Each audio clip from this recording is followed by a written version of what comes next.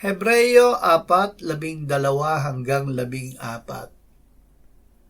Sapagkat ang salita ng Diyos ay buhay, mabisa at higit na matalas kaysa alinbang tabak na may 2 talim, at tumatagos hanggang sa pinaghihiwalayan ng kaluluwa at espiritu, ng mga kasukasuan at ng utak sa buto, at may kakayahang kumilala ng mga pag-iisip at mga hangarin ng puso. At walang nilalang na nakukubli sa harapan niya, kundi ang lahat ng mga bagay ay hubad at hayag sa mga mata niya na ating pagsusulitan. Ang salita ng Diyos ang isabibig. Ang salita ng Diyos na ating pinagbulay-bulayan ay inilalagak ng Espiritu Santo sa ating puso.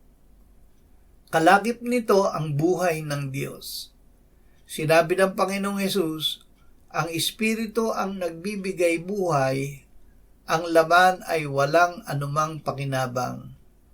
Ang mga salitang sinabi ko sa inyo ay Espiritu at buhay.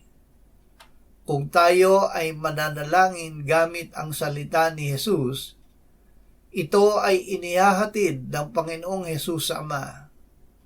Yamang tayo'y mayroong isang marangal at pinakapunong pari na pumasok sa kalangitan, si Jesus na anak ng Diyos, ay hawakan nating matatag ang ating ipinahahayag.